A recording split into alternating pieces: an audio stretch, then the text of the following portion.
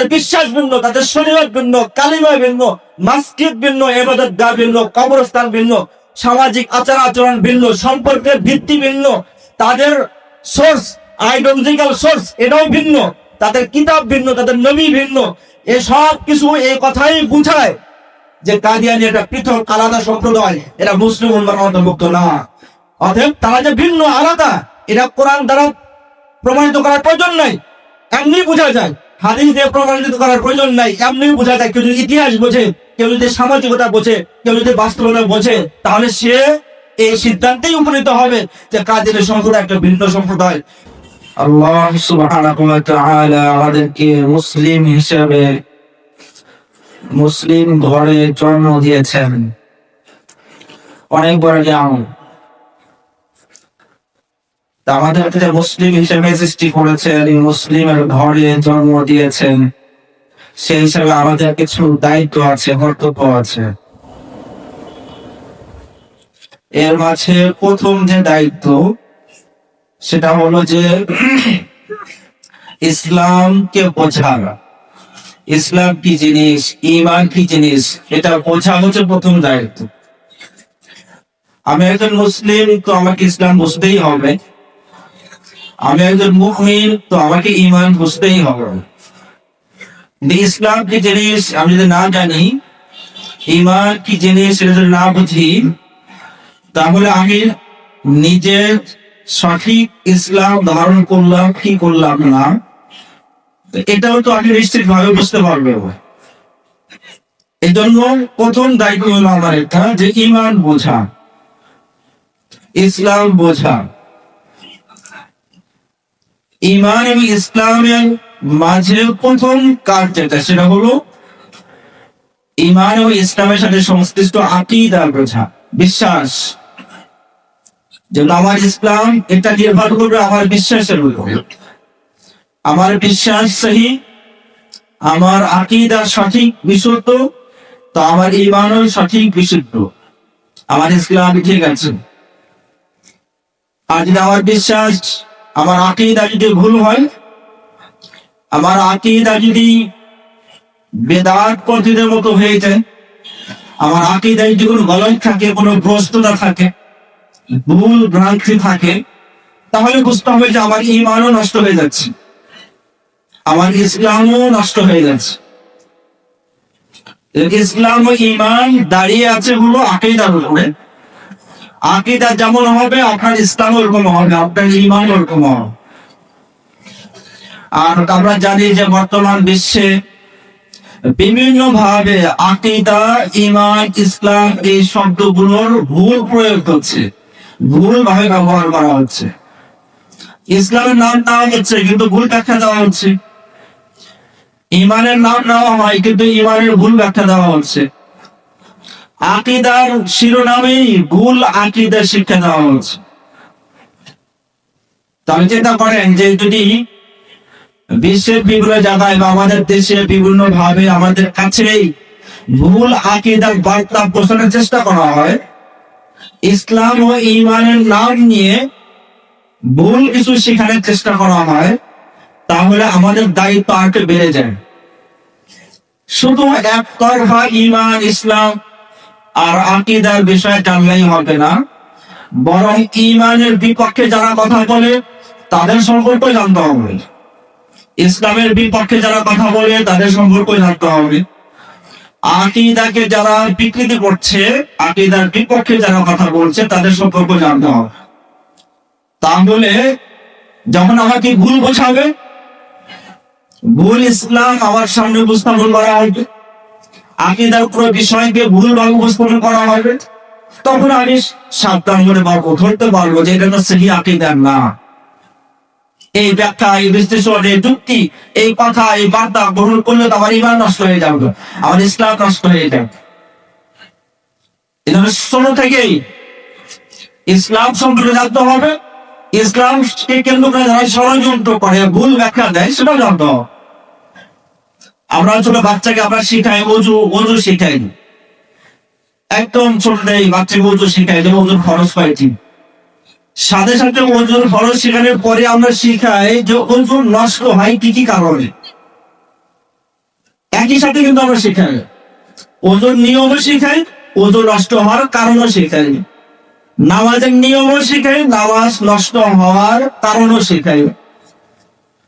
তো ঠিক আকীদাও শিখতে হবে, আকীদা নষ্ট হওয়ার কারণ কি কি এটাও শিখতে হবে একসাথে। আরকানুল ঈমান এবং নওয়াকিজুল ঈমান দুটো একসাথে শিখতে হবে।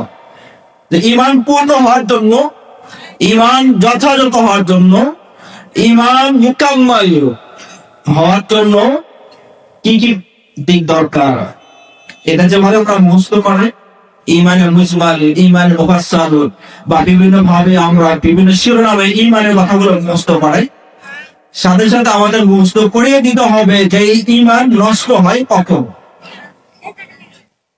তাহলে যারা ঈমান বিধ্বংসী কথা বলে, ঈমানকে নষ্ট করে দেয়, ঈমানকে একদম বিধ্বংস করে দেয়, এরকম ধরনের যারা কথা বলে, তো তাদের ব্যাপারে আমরা সাবধান হতে পারবো। কিন্তু আফসোসের বিষয় হলো যে আমরা ঈমানের এক দিক তো মোটামুটি জানি, এখানেও অপূর্ণতা আছে, তারপরেও মোটামুটি আলোচনা হয় যে আনকারুল ঈমান, ঈমান বলতে কি বোঝায়, এটার কিছুটা আলোচনা হয়।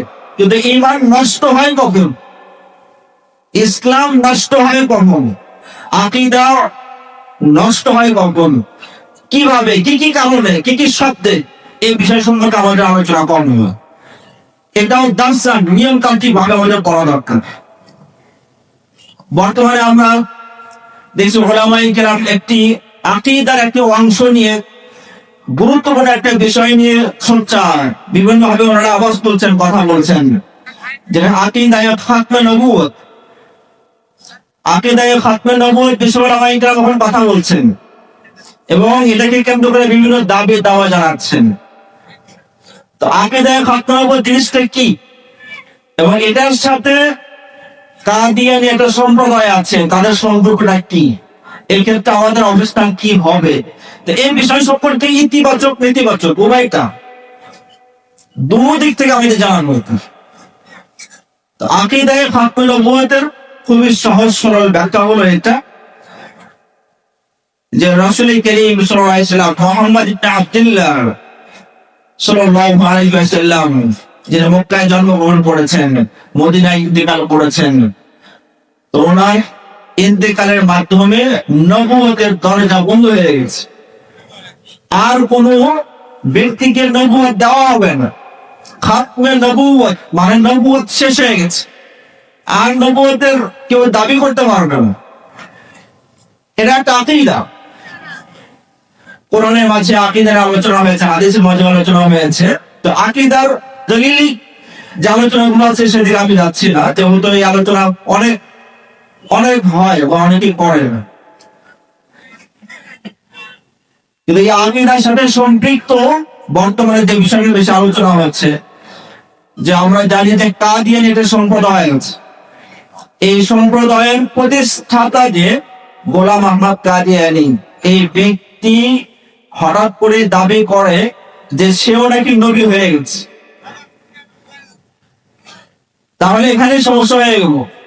আকীদায়ে খাতমে নবুয়তের দাবি হলো মুহাম্মদ ইবনে আব্দুল্লাহ সাল্লাল্লাহু আলাইহি ওয়াসাল্লাম যে আমাদের নবী রাসূল, হযরতের পরে আর কোন ব্যক্তিকে নবুয়ত দেওয়া হবে না।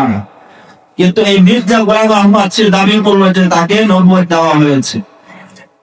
এই আকীদার প্রসঙ্গে আলোচনা আসে যে কাদিয়ানী সম্প্রদায়, যাদের প্রতিষ্ঠাতা হচ্ছে মির্জা গোলাম আহমদ কাদিয়ানী, তারা কি মুসলিম নাকি অমুসলিম, মানে এই সমাধানটা হওয়া দরকার। তাদের ক্ষেত্রে খুবই ক্লিয়ার হওয়া দরকার, পরিষ্কার হওয়া দরকার যে কাদিয়ানী সম্প্রদায় মুসলিম নাকি অমুসলিম।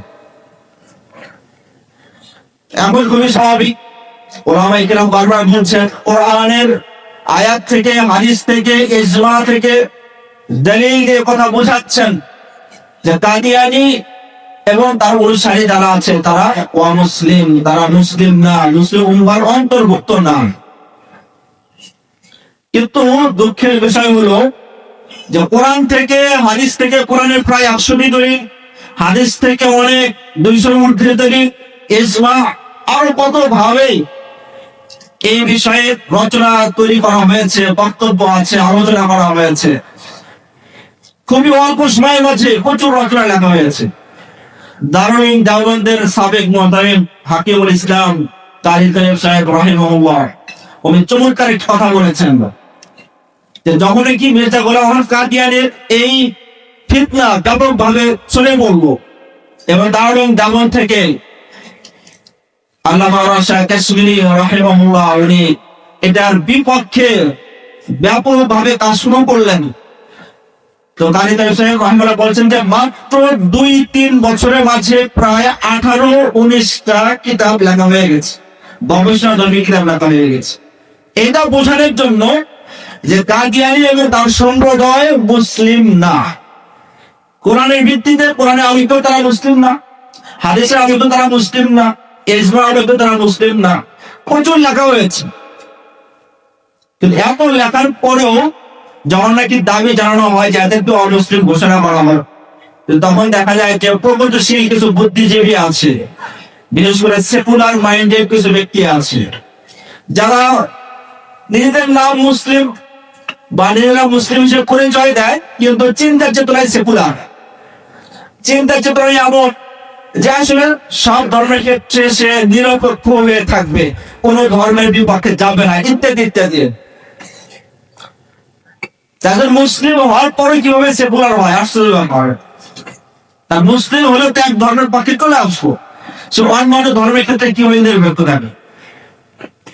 তো এরপরও প্রগতিশীল সেকুলার মাইন্ডের কিছু ব্যক্তি যারা আছে, তারা প্রায়ই মনে করে যে ওলামায়ে কেরামরা বারবার দাবি জানান যে কাদিয়ানী যারা অমুসলিম তাদের অমুসলিম ঘোষণা করা হোক, এটা মনে হয় শুধু ওলামায়ে কেরামের নিজস্ব দাবি, এটা হুজুরদের একটা কথা আর কি, হুজুরদের একটা দাবি, মানলেও মানা যায়, না মানলেও নাও মানা যায়।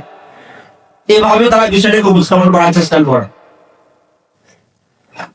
তো যখন কেউ ওলামায়ে কেরাম কোরআন থেকে বলেন, হাদিস থেকে বলেন, তারা আরো বেশি মনে করে যে ওলামায়ে কেরামের নিজস্ব বক্তব্য, নিজস্ব ব্যাখ্যা, নিজস্ব চিন্তা চেতনা আছে, এর ভিত্তিতে তারা অমুসলিম ঘোষণা করছে।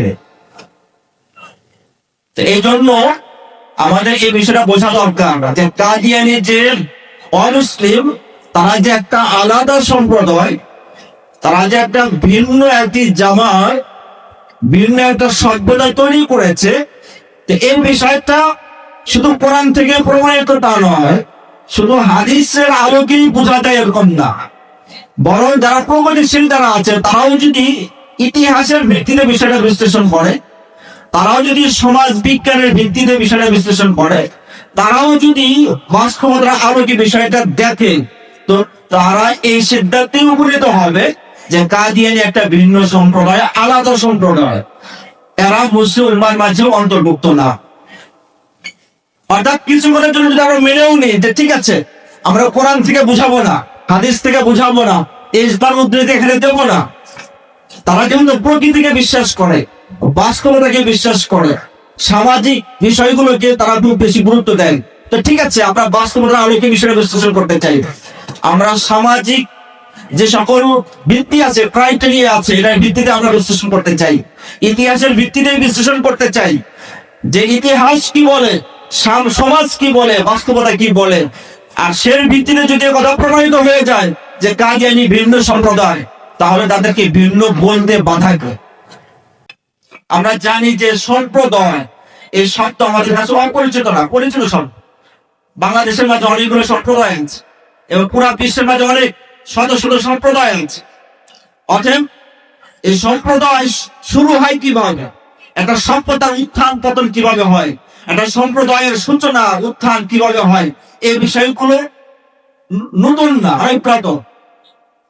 আল্লামা ইবনে খালদুন রাহিমাহুল্লাহ উনি আল মুকাদ্দিমা কিতাবের মাঝে বিশাল আলোচনা করেছেন যে একটা সম্প্রদায়, একটা জামাত, একটা কওম কিভাবে তৈরি হয়, সূচনা কিভাবে হয়, কতগুলো ধাপ পার হয়ে তারপরে এটা পূর্ণতায় পৌঁছে, এরপরে সেই সম্প্রদায়ের পতন হয় কিভাবে, বিপর্যয় কিভাবে চলে আসে, এই বিষয় নিয়ে মুকাদ্দিমাতে আলোচনা করেছেন। এবং ইবনে খালদুন রাহিমাহুল্লাহ অনুসরণ করে ওনার পথ চলে ইউরোপিয়ান অনেক গবেষক আলোচনা করেছেন। সমাজ বিজ্ঞানের এই থিওরিটা, এটা ইবনে খালদুন রাহিমাহুল্লাহ কোথাও আবিষ্কার করেছেন, ইউরোপিয়ানটা প্রথম করেছে তা নয়। ইউরোপিয়ানরা তারা ইবনে খালদুন রাহিমাহুল্লাহর মুকাদ্দিমা থেকে ধার নিয়েছে, খরচ নিয়েছে, এবং তারা গবেষণা করেছে বিভিন্ন সম্প্রদায়ের উপর, একটা সম্প্রদায় কিভাবে তৈরি হলো। একজন প্রসিদ্ধ ব্যক্তি আছে টয়েনবি, উনি বিশ্বের উল্লেখযোগ্য সম্প্রদায় কিতাব লিখেছেন, গবেষণা করেছেন, দীর্ঘ গবেষণা করে কিতাব লিখেছেন, 12 খণ্ডের কিতাব, স্টাডি অফ হিস্ট্রি, 12 খণ্ডে কিতাব লিখেছেন। বিষয় কি?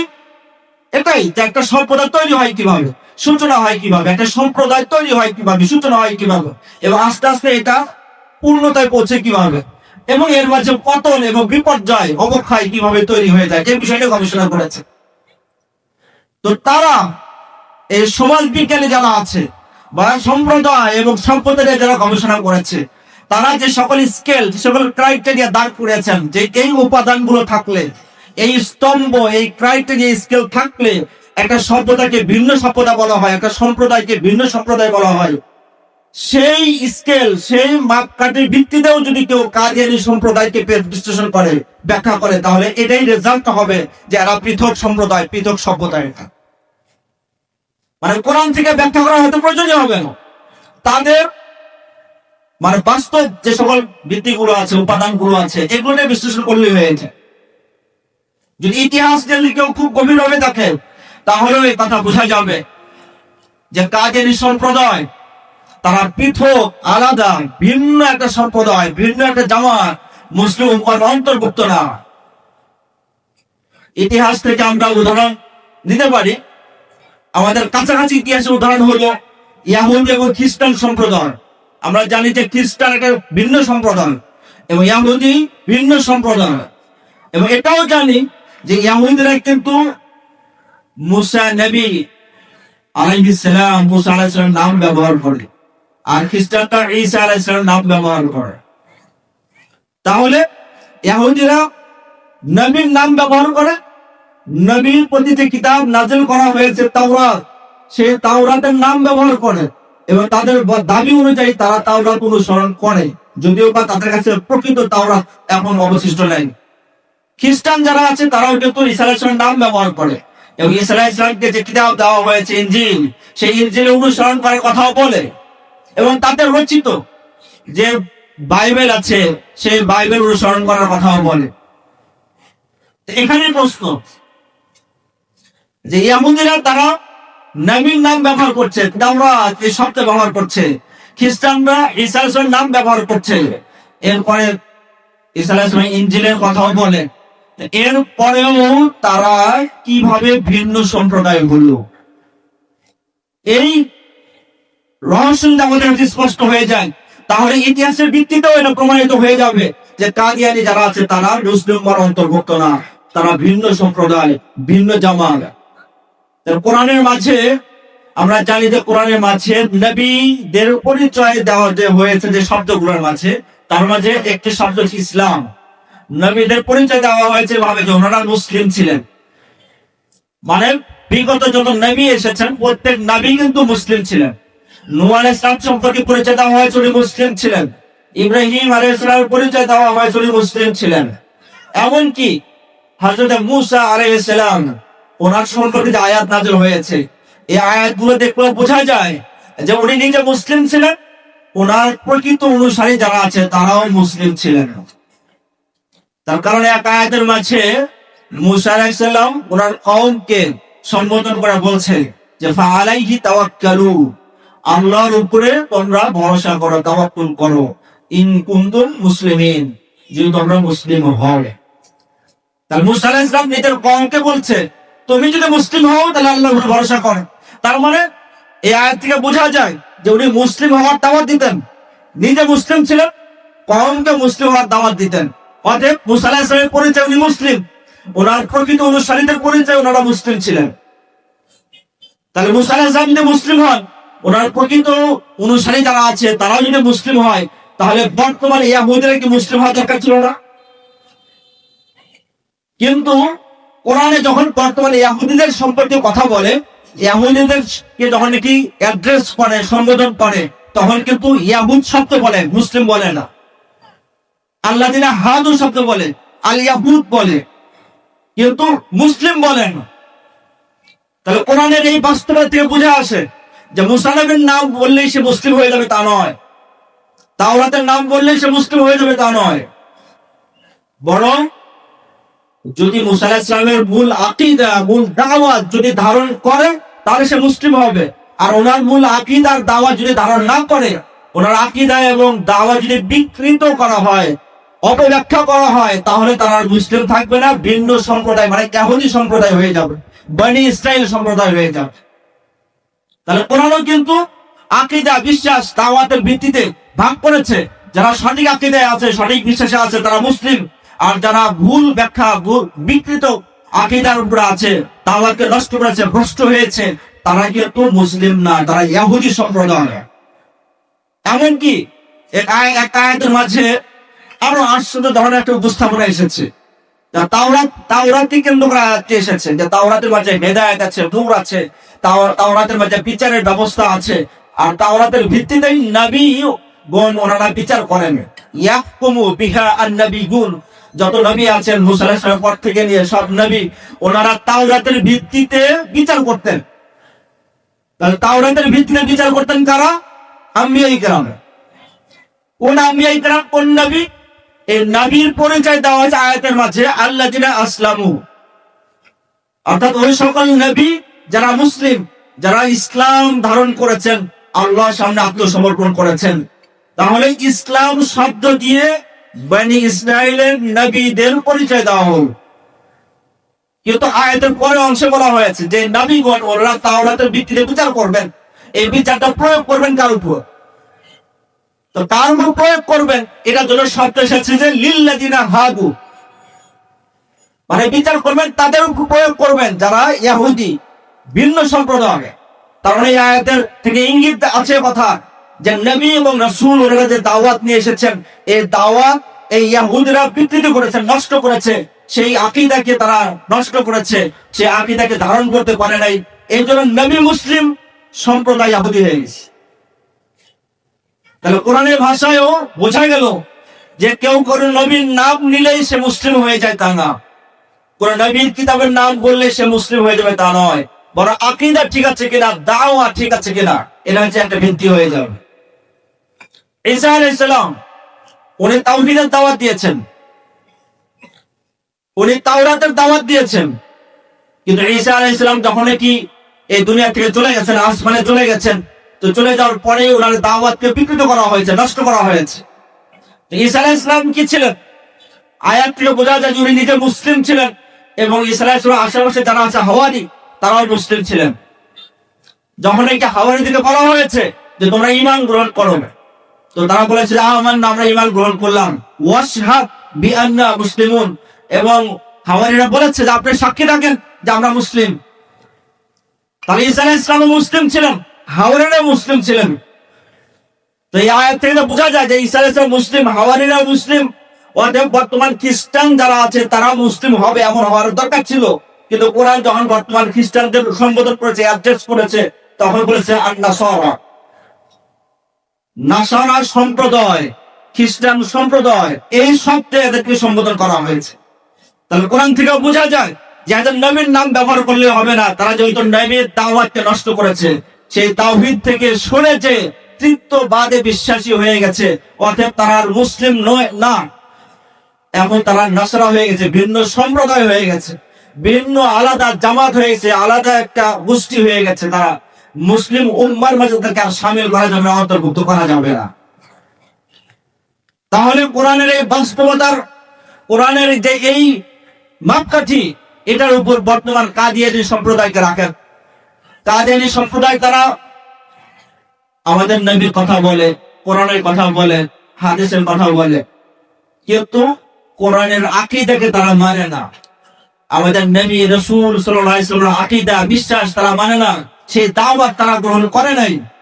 তাহলে যেহেতু আকীদা তারা মানে না, সেই দাওয়াত তারা গ্রহণ করে নাই, কোরআনের অসংখ্য অনেক শব্দ তারা বিকৃত করেছে, হাদিসের মুতাওয়াতির অনেক হাদিসের শব্দ তারা বিকৃত করেছে। তাহলে এই কাদিয়ানী সম্প্রদায় কি মুসলিম হবে? এরা তো মুসলিম হবে না। তাহলে মুসা আলাইহিস সালাম মুসলিম, কিন্তু বর্তমানে ইহুদিরা ইহুদি সম্প্রদায়, ঈসা আলাইহিস সালাম মুসলিম, বর্তমানে খ্রিস্টান সম্প্রদায়, ঠিক ওরকম মুহাম্মদ ইবনে আব্দুল্লাহ সাল্লাল্লাহু আলাইহি ওয়াসাল্লাম আমাদের নবী রাসূল, উনি তো মুসলিম, আমরা মুসলিম, কিন্তু আকীদা, দাওয়াত, তাওহীদ এই বিষয়গুলোকে বিকৃত করার জন্য, এই বিষয়ে ভ্রষ্ট হয়ে যাওয়ার কারণে কাদিয়ানী ভিন্ন সম্প্রদায় হয়ে গেছে, তারা এখন মুসলিম না। এছাড়াও যদি বাস্তবতার দিকে লক্ষ্য করি আমরা, যে একটা ভিন্ন সম্প্রদায় তৈরি হয় কিভাবে, কি কি উপাদান থাকলে একটা সম্প্রদায় হিসাবে স্বীকৃতি পায়, এই বিষয়গুলো যদি আমরা দেখি তাহলেও দেখা যায় যে কাদিয়ানীর মাঝে সব বিষয়গুলো পাওয়া যায়। যেমন প্রথম, যে আমরা পিছনে যত সম্প্রদায় আছে, যে কোনো সম্প্রদায় যদি আপনি অ্যানালাইসিস করেন, বিশ্লেষণ করেন, দেখবেন যে এই সম্প্রদায় তৈরি হয়েছে কোনো না কোনো একজন ব্যক্তির আইডিওলজিকে কেন্দ্র করে। কোন একজন ব্যক্তি নতুন কিছু আইডিয়া সামনে নিয়ে এসেছে, একটা আইডিওলজি সামনে নিয়ে এসেছে, সেই আইডিওলজিকে কেন্দ্র করে একটা সম্প্রদায়, একটা গোষ্ঠী, একটা সমাজ তৈরি হয়েছে। এখন প্রশ্ন, যে একজন ব্যক্তির আইডিওলজিকে কেন্দ্র করে যে একটা সম্প্রদায় তৈরি হলো, এই আইডিওলজি পেয়েছে কোথায়, এর উৎস কি? তা আমরা দেখি যে ধর্মের নামে যারাই ভণ্ডামি করেছে, ধর্মের নামে যারাই ভ্রষ্টতা অবলম্বন করেছে, তাদের একটা কমন উত্তর এই প্রশ্নের, যে আপনি যে নতুন আইডিওলজি সামনে নিয়ে আসলেন, নতুন চিন্তা চেতনা দর্শন সামনে নিয়ে এসেছেন, এটা কোথায় পেয়েছেন? তো তাদের অনেকেই উত্তর দিয়েছে যে তার উপর ওহী এসেছে। অনেকে উত্তর দিয়েছে তার উপর ওহী এসেছে। যেমন খুবই সহজ একটা উদাহরণ, যখন ঈসা আলাইহিস সালাম উনি তাওহীদের দাওয়াত নিয়ে এসেছিলেন, কিন্তু উনি আসমানে চলে যাওয়ার পরে একজন ব্যক্তি সেন্ট পল নাম, সে এই তাওহীদের দাওয়াতকে বিকৃত করে পুরা লাইন চেঞ্জ করে দিয়েছে, ভিন্ন করে দিয়েছে, এবং নতুন নতুন কথা বলা শুরু করেছে। সেন্ট পল যখন নতুন আইডিওলজি সামনে নিয়ে এসেছে, তখন হাওয়ারীরা জিজ্ঞাসা করেছে যে আপনি যে নতুন চিন্তা নিয়ে আসলেন, নতুন বিধান নিয়ে আসলেন, নতুন আইডিওলজি নিয়ে আসলেন, তো আপনি এটা পেয়েছেন কোথায়? তো সেন্ট পল উত্তর দিয়েছে যে ঈসা মাসীহ উনি আমাকে দেখা দিয়েছেন। তার মানে ঈসা মাসীর সাথে ওনার সরাসরি যোগাযোগ আছে, ওনার পক্ষ থেকে বলা হয়েছে, কোনো ব্যক্তি থেকে সেখানে। তাহলে এই ব্যক্তি সেন্ট পল কোন ব্যক্তির কাছে যায়নি, সে নিজে এমন ছিল খ্রিস্টানদের বড় দুশ্মন, শত্রু ছিল, কিন্তু হঠাৎ করে সে দাবি করলো যে ঈসা আলাইহিস সালাম আমাকে দেখা দিয়েছে আর উনি বলেছেন এই কথা। তাহলে সেন্ট পল যে আইডিওলজির ভিত্তিতে খ্রিস্টবাদকে নতুন ভাবে দান করিয়েছে, সেই আইডিওলজির ক্ষেত্রে কিন্তু সে বলেছে যে সরাসরি কার থেকে পেয়েছে? ঈসা নবীর থেকে পেয়েছে। এছাড়া আমরা দেখি যে হিজবুত তাওহীদ নামে একটা দল আছে, এই দলের প্রধান প্রতিষ্ঠাতা বাইজিদ খান পন্নী। তো বাইজিদ খান পন্নী তার নিজের আত্মজীবনীতে লিখেছে যে তার যে আইডিওলজি, সেই আইডিওলজি কোথায় পেয়েছে। তো সে বিভিন্ন ভাবে ইনিয়ে বিনিয়ে কথা বলার চেষ্টা করেছে, তারপরে ইলহাম হয়েছে। তার মানে ধর্মের নামেই যারা নতুন আইডিওলজির আবিষ্কার করেছে, তারা অনেকেই এই কথা বলার চেষ্টা করেছে যে তার উপর ওহী এসেছে।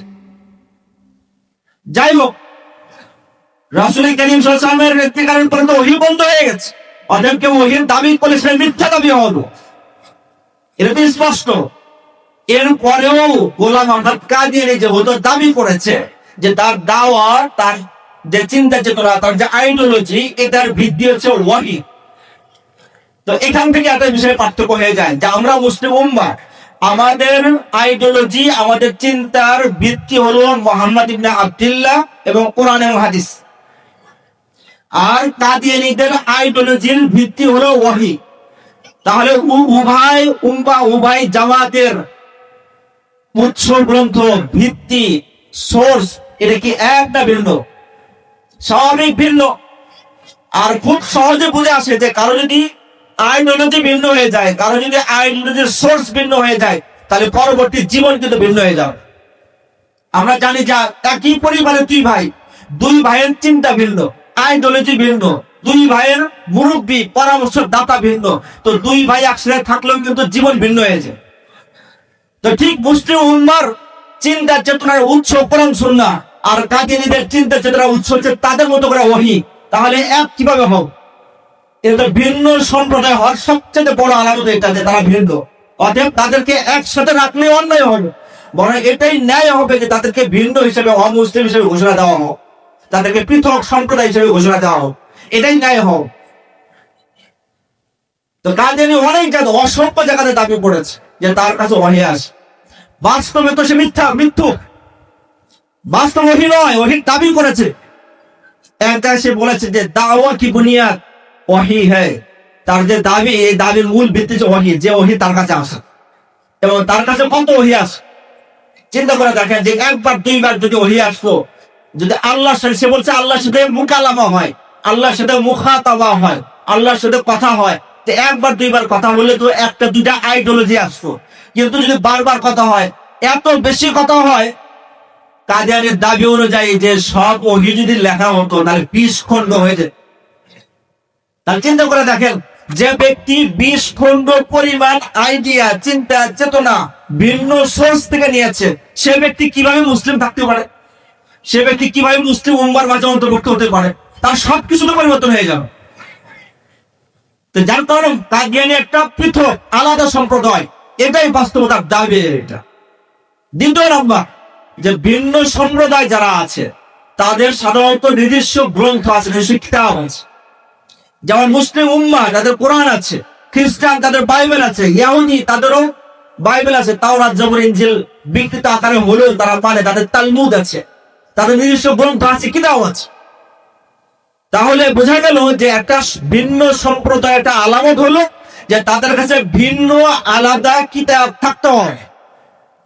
কাদিয়ানীদের যে সকল লিখিত বই আছে, তাদের যে সকল দাবি দাওয়া আছে, যদি আমরা এটা বিশ্লেষণ করে দেখা যায় যে তাদের দাবি অনুযায়ীও তাদের কাছে ভিন্ন কিতাব আছে, ভিন্ন কোরআন আছে। কাদিয়ানীরা মনে করে যে গোলাম মোহাম্মদ কাদিয়ানী প্রথম হচ্ছে নাউজুবিল্লাহ, সে নবী ছিল, দ্বিতীয় হচ্ছে সাহেবে কিতাব, মানে কিতাব ওয়ালা নবী ছিল, তার কাছে ভিন্ন কিতাব আছে। তার উপর যে সকল ইলহাম করা হয়েছে, সেই ইলহামের একত্রিত সংস্করণকে তারা বলে আল কিতাবুল মুবিন। এবং তাদের এ কথাও আছে যে তাদের কাছে, অর্থাৎ মির্জা কাদিয়ানীর যে সকল ইলহামাত আছে, যে সকল দাবি দাওয়া আছে, এই সকল দাবি দাওয়াকে একত্র করে এটাকে নতুন কোরআন নাম দেওয়া হয়। মানে তারা বুঝাতে চায় যে একটা যে পুরাতন কোরআন আর একটা নতুন কোরআন। পুরাতন কোরআন মানে হচ্ছে যেটা আগে 1300-1400 বছর আগে নাযিল হয়েছে, আর নতুন কোরআন যেটা কাদিয়ানীর উপর নাযিল হয়েছে।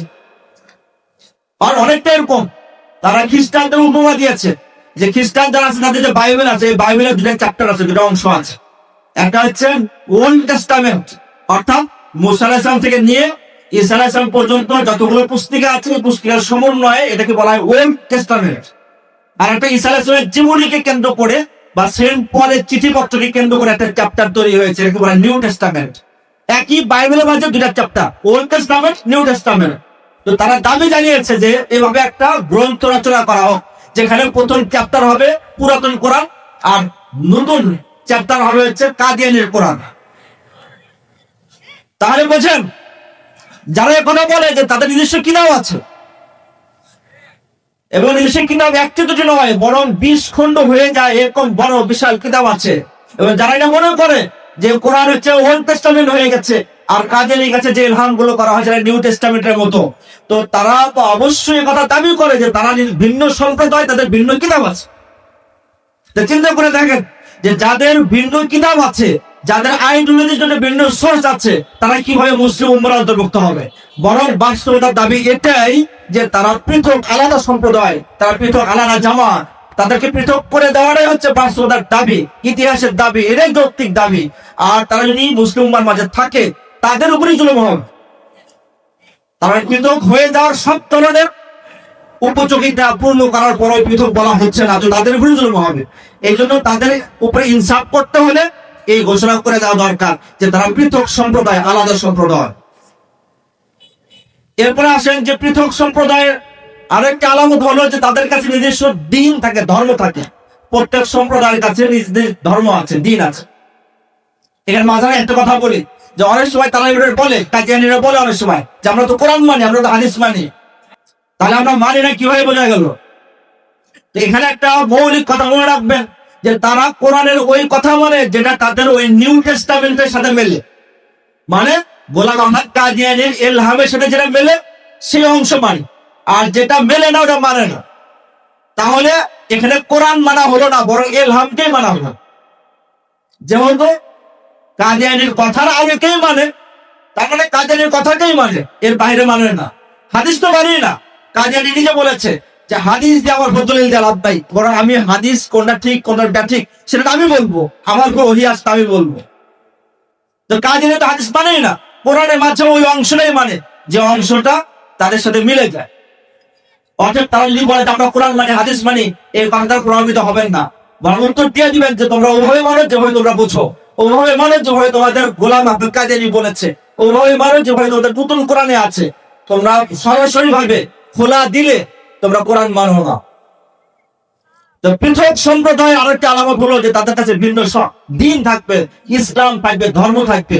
আমরা দেখি যে বর্তমান বিশ্বে যতগুলো পৃথক সম্প্রদায় আছে তাদের নিজস্ব দিন আছে, ধর্ম আছে, আলাদা আলাদা করে। তো কাদিয়ানীরা বিভিন্ন দাবিতে উঠে এসেছে যে তারাও এটা কথা মনে করে যে তাদের ভিন্ন একটা দিন আছে, ধর্ম আছে। যেমন কাদিয়ানীকে এভাবে উল্লেখ হয়েছে যে जो दिन तू लेकर आया, जो दिन तू लेकर आया, যে দিন তুমি নিয়ে এসেছো। তার মানে বোঝা গেল যে কাদিয়ানী একটা দিন নিয়ে আসছে। তাহলে ইসলাম একটা দিন আর কাদিয়ানী আর একটা দিন নিয়ে এসেছে। তাদের আরেকটি উল্লেখ হয়েছে যে উনকা ইসলাম আও হামারা ইসলাম আও, অর্থাৎ যারা প্রকৃত মুসলিম তাদের ইসলাম ভিন্ন, আর কাদিয়ানী যে ইসলামের নাম বলে মাঝে মাঝে সেই ইসলাম কিন্তু ভিন্ন। তাদের আরেকটি দাবির মাঝে উল্লেখ হয়েছে তারা যারা কাদিয়ানী মতবাদকে প্রচার করে, তো তাদের উদ্দেশ্যে বলেছে যে তোমরা কোন ইসলামের প্রচার করবা। তো বলছে উস ইসলাম কি তাবলীগ করনা, ওই ইসলামের তাবলীগ করবা যে ইসলাম মির্জা মসিহ মাউদ নে লায়া। মসিহ মাউদ যে ইসলাম নিয়ে এসেছে সেই ইসলামের প্রচার করবা। তাহলে বোঝা গেল যে মসিহ মাউদ গোলাম আহমদ কাদিয়ানী নিজস্ব ইসলাম আছে, নিজস্ব দিন আছে। তাহলে চিন্তা করে দেখেন, যে সম্প্রদায় কথা দাবি করে যে তাদের কাছে নিজস্ব দিন আছে, ধর্ম আছে, তাদের আইডিওলজি চিন্তা চেতনা উৎস ভিন্ন, তাদের কাছে নিজস্ব কিতাব আছে, তারা কিভাবে মুসলিম উম্মার ভিতরে থাকবে? বরং এটাই প্রমাণ হয় যে তারা পৃথক, আলাদা একটা সম্প্রদায়, আলাদা একটা জামাত, তারা এক নয়। এরপরে নিজেদের স্বকীয়তা কাদিয়ানী বিভিন্ন ভাবে বোঝানোর চেষ্টা করেছে যে কাদিয়ানী যারা মানে, আহমদি জামাত যারা আছে তাদের নিজস্ব স্বকীয়তা আছে। এই স্বকীয়তাকে ধরে রাখার জন্য কাদিয়ানী ওসিয়ত করেছে। কাদিয়ানী বিভিন্ন বলেছে যারা দাওয়াতি কাজ করে তাদের, তো তাদেরকে বলেছে যে নিজেদের নিশানা, নিজেদের যে স্বকীয়তা আছে, বৈশিষ্ট্য আছে, এগুলো কিন্তু বিলুপ্ত করা যাবে না, হাতছাড়া করা যাবে না। তারা স্বকীয় হয়ে থেকেই দিনের কাজ করে, তাদের কাজ করবে আর কি। তার মানে তারা পৃথক উম্মাহ, পৃথক জামাত, পৃথক সম্প্রদায়। এমনকি কাদিয়ানী নিজের অনুসারীদেরকে বলেছে তার উম্মত। তাহলে মুসলিম উম্মাহ একটা উম্মত, আর কাদিয়ানী তার অনুসারীদেরকে ভিন্ন উম্মত বলেছে। এবং কাদিয়ানীর উপর যারা ঈমান এনেছে, কাদিয়ানীর আশেপাশে যারা আছে তাদেরকে সাহাবী আখ্যায়িত করেছে। তাহলে কাদিয়ানীর নিজস্ব গ্রন্থ আছে, কাদিয়ানীর নিজস্ব দিন আছে, কাদিয়ানীর নিজস্ব উম্মত আছে, কাদিয়ানীর নিজস্ব সাহাবা আছে। তারপরেও কি কাদিয়ানী মুসলিম উম্মাহর অন্তর্ভুক্ত হবে? বরং বাস্তবতার দাবি এটাই যে তারা ভিন্ন, পৃথক একটা সম্প্রদায়, আলাদা দল, এটা পৃথক, এটাই বোঝায় এবং এটাই ইনসাফপূর্ণ কথা। কাদিয়ানীর শুধু দিন ভিন্ন তাই নয়, বরং কাদিয়ানীর শরীয়ত ভিন্ন। কাদিয়ানী বিভিন্ন জায়গাতে বলেছে যে কাদিয়ানীর শরীয়ত মানে ইবাদতের পদ্ধতি, জীবন যাপনের পদ্ধতি, পারিবারিক সামাজিক বিভিন্ন বিষয়ের বিভিন্ন পদ্ধতি, এই পদ্ধতিগুলো ভিন্ন। এবং এই ভিন্নতা শুধু একটি দুটি বিষয়ের মাঝে না, তাদের এক দাবির মাঝে উঠে এসেছে যে শুধু এক দুটো বিষয় না, বরং আল্লাহ, রাসূল, কোরআন, নামাজ, রোজা, হজ, যাকাত, এই প্রত্যেকটা বিষয় মানে এক এক চিজ মে ইখতিলাফ হয়, মানে প্রত্যেকটা বিষয়ের মধ্যে ইখতিলাফ আছে। তার মানে কাদিয়ানী যে শরীয়তের কথা বলেছে, কাদিয়ানী যে আমর এবং নাহির কথা বলেছে, কাদিয়ানী যে বিধানের কথা বলেছে, সেটা ইসলামী শরীয়তের সাথে মিল না, এটা ভিন্ন। কাদিয়ানীর শরীয়ত এক জায়গায় জমা করেছে, তারা জমা করে একটা কিতাব লিখেছে, ফিকহুল মাসিহ, কিতাবের নাম ফিকহুল মাসিহ। তো ফিকহুল মাসিহ এই কিতাব উর্দুতে জমা করে পরে আরবিতে অনুবাদ করা হয়েছে। তো ফিকহুল মাসিহ মানে মাসিহের শরীয়ত, মানে গোলাম আহমদ কাদিয়ানীর শরীয়ত। এই কিতাব প্রায় 500 পৃষ্ঠার একটা এই কিতাবের মাঝে একদম তহারাত থেকে নিয়ে শরীয়তের প্রায় প্রতিটা অধ্যায়ের বিষয় গোলাম মোহাম্মদ কাদিয়ানী নিজস্ব শরীয়তের ব্যাখ্যা দেওয়া হয়েছে। সেই শরীয়তে কি আছে? সেই শরীয়তের গুরুত্বপূর্ণ বিষয় হলো যে কাদিয়ানীদের ব্যাপারে বলা হয়েছে যে হুরমাতুস সালাত খালফাল মুনকিরিন। কাদিয়ানী যারা আছে তাদেরকে বলা হয়েছে যে তোমরা কোন মুসলমানের পিছনে নামাজ পড়বা না, মুসলমানের পিছনে তোমাদের নামাজ হবে না, নামাজ পড়া হারাম হয়ে যায়। তার মানে কাদিয়ানীরা মুসলিমের পিছনে নামাজ পড়ে না। তাহলে কি কোথায় নামাজ পড়ে? বলে তাদের ভিন্ন উপাসনালয় আছে, ভিন্ন মাহবাদ আছে, এবং তাদেরকে পরামর্শ দেওয়া হয়েছে যে তোমাদের ভিন্ন উপাসনালয় আছে, ভিন্ন মাহবাদ আছে, সেখানে তোমরা নামাজ পড়বা। তার মানে এখান থেকে বোঝা গেল যে কাদিয়ানীদের মসজিদ মাহবাদ উপাসনালয় ভিন্ন। তাহলে তাদের দিন ভিন্ন, তাদের কিতাব ভিন্ন, তাদের শরীয়ত ভিন্ন, তাদের মসজিদও ভিন্ন, ইবাদত করার জায়গাও ভিন্ন। এরপরেও তারা কিভাবে বলে যে তারা মুসলিম উম্মাহর অন্তর্ভুক্ত? বরং দাবি এটাই, বাস্তবতা দাবি এটাই যে তারা ভিন্ন। এবং ফিকহুল মাসিহ শরীয়তের লেখা আছে, এবং অবাক করা হয়েছে এটা যে একজন কাদিয়ানী, একজন তাদের মতো আহমদী, সে মারা গেলে কিভাবে মুসলিমদের কবরে তার দাফন করা হয়। অর্থাৎ দাফন করার পক্ষে সে কথা বলে না, বলে ভিন্ন মাকবারা হবে, ভিন্ন কবরস্থান হবে। তাহলে মসজিদ ভিন্ন, কবরস্থান ভিন্ন হয়ে গেল। এবং ফিকহুল মাসিহ এই কিতাবে লেখা আছে, সেটা হলো মুসলমান কেউ যদি মারা যায় তো তার জানাজা পড়া যাবে না। মুসলমান মারা গেছে, অর্থাৎ যে কাদিয়ানীকে নবী হিসেবে বিশ্বাস করে না, সে মারা গেছে, তো তার জানাজা পড়া যাবে না। তাহলে এটা তার শরীয়ত। এবং ফিকহুল মাসিহে লেখা আছে যে মুসলমানের সাথে যদি দেখা সাক্ষাৎ হয় তাহলে সালাম দেওয়া যাবে না। লা তুসাল্লিমু আলাইহি, তোমরা কোন মুসলিমকে সালাম দিও না, এবং কোন মুসলমানের সাথে একসাথে বসে খাওয়া যাবে না। লা তাকুলু মাআহু, মুসলমানের সাথে বসে তোমরা খাবার খেও না। এরকম অনেক বিষয়। হুরমাতুল ইজতিওয়াজ বিল মুনকিরিন, যারা কাদিয়ানীকে অস্বীকার করে তাদের সাথে বৈবাহিক সম্পর্কে আবদ্ধ হওয়া যাবে না, এটা গোলাম মোহাম্মদ কাদিয়ানীর শরীয়ত। কিন্তু কোনো অবাক করার বিষয় হলো যে কাদিয়ানী তো বলে কথা যে কোনো মুসলমানের সাথে বৈবাহিক সম্পর্কে আবদ্ধ হওয়া যাবে না, কিন্তু সেই কাদিয়ানীদের কথা কিন্তু এটাও আছে যে হিন্দু মহিলাকে বিবাহ করা যাবে। মানে যারা বেদে বিশ্বাসী, বেদকে বিশ্বাস করে, তো তার সাথে বৈবাহিক সম্পর্ক স্থাপন করা যাবে। আর যারা কোরআন সুন্নাহ বিশ্বাস করে তাদের সাথে বৈবাহিক সম্পর্ক স্থাপন করা যাবে না। এটা হচ্ছে কাদিয়ানী শরীয়ত, ফিকহুল মাসিহ শরীয়ত। তাহলে যাদের শরীয়ত ভিন্ন তারা কিভাবে মুসলিম উম্মাহর অন্তর্ভুক্ত হবে? তারা তো পৃথক, আলাদা সম্প্রদায়, পৃথক সম্প্রদায়। এবং পৃথক সম্প্রদায়ের আরো বড় একটা আলামত হলো এটা যে তাদের কালিমা ভিন্ন। আমরা জানি যে একটা সম্প্রদায়ের সংক্ষিপ্ত একটা পরিচয় থাকে, তো মুসলিম উম্মাহর সংক্ষিপ্ত পরিচয় হচ্ছে কালিমায়ে তাইয়্যিবা, লা ইলাহা ইল্লাল্লাহ।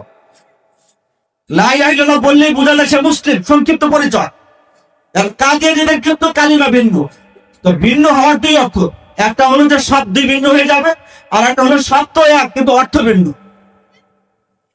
তো কাদিয়ানীকে জিজ্ঞাসা করা হয়েছে, তাদের আলোচনা এসেছে যে আমাদের যেহেতু নবী ভিন্ন, আমাদের শরীয়ত ভিন্ন, আমাদের আকীদা বিশ্বাস ভিন্ন, আমাদের মানে চিন্তা চেতনা আইডিওলজির সোর্স ভিন্ন, তাহলে কি আমাদের কালিমা ভিন্ন হওয়া দরকার আছে না? তো তখন মির্জা বশির আহমদ তাকে জিজ্ঞাসা, সে উত্তর দিয়েছে আর কি, কালিমাতুল ফসল কিতাবের মাঝে উত্তর দিয়েছে যে আমাদের ভিন্ন কালিমার প্রয়োজন নয়, নয় কালিমা কি জরুরত নেই, নতুন কালিমার প্রয়োজন নাই। কেন? বলে এই জন্য যে ওই যে লা ইলাহা ইল্লাল্লাহ যে আছে, মুহাম্মাদুর রাসূলুল্লাহ, এই মুহাম্মদ মানে কাদিয়ানী, গোলাম মোহাম্মদ কাদিয়ানী, আর রাসূলুল্লাহ মানে গোলাম মোহাম্মদ কাদিয়ানী। যেহেতু কাদিয়ানী সে এ গলতি কা ইজালা, এটা কিতাব রুহানি খাজাইনের 18 নম্বর কিতাবে কিতাবটা আছে, খন্ডে এই কিতাবটা আছে। এই গলতি কা ইজালার মাঝে কয়েক জায়গায় দাবি করেছে যে তাকে নাকি ওহীর মাধ্যমে তার নাম মুহাম্মদ রাখা হয়েছে, তার নাম রাসূলুল্লাহ রাখা হয়েছে। অতএব মুহাম্মদ সে, রাসূলের সে। এবং আর এক জায়গায় উল্লেখ করেছে যে সরা উজুদি উজুদাহু, অর্থাৎ তার অস্তিত্ব মানে মুহাম্মদের অস্তিত্ব, তার অস্তিত্ব মানে রাসূলের অস্তিত্ব। অতএব কাদিয়ানী যদি কেউ এই কালিমা বলে যে লা ইলাহা ইল্লাল্লাহ মুহাম্মাদুর রাসূলুল্লাহ, এই মুহাম্মদ মানে কাদিয়ানী, এই রাসূলুল্লাহ মানে কাদিয়ানী, তাহলে আমরা কালিমা বললে এক অর্থ বোঝাই, তারা কালিমা বললে আর এক অর্থ বোঝায়। এর মাধ্যমে কালিমার মাঝে পার্থক্য হয়ে গেল যে তাদের কালিমা ভিন্ন, আমাদের কালিমা ভিন্ন। এবং আকীদাও ভিন্ন। আকীদার অনেক দিক আছে যেটা সংক্ষিপ্ত সময় আলোচনা করা গেল না, যে তাদের বিশ্বাস ভিন্ন, তাদের শরীয়ত ভিন্ন, কালিমা ভিন্ন, মসজিদ ভিন্ন, ইবাদতগাহ ভিন্ন, কবরস্থান ভিন্ন, সামাজিক আচার আচরণ ভিন্ন, সম্পর্কের ভিত্তি ভিন্ন, তাদের সোর্স আইডিওলজিক্যাল সোর্স এটাও ভিন্ন, তাদের কিতাব ভিন্ন, তাদের নবী ভিন্ন। এসব কিছু এই কথাই বুঝায় যে কাদিয়ানী এটা পৃথক আলাদা সম্প্রদায়, এটা মুসলিম উম্মাহর অন্তর্ভুক্ত না। অতএব তারা যে ভিন্ন আলাদা এটা কোরআন দ্বারা প্রমাণিত করার প্রয়োজন নাই, এমনি বোঝা যায়।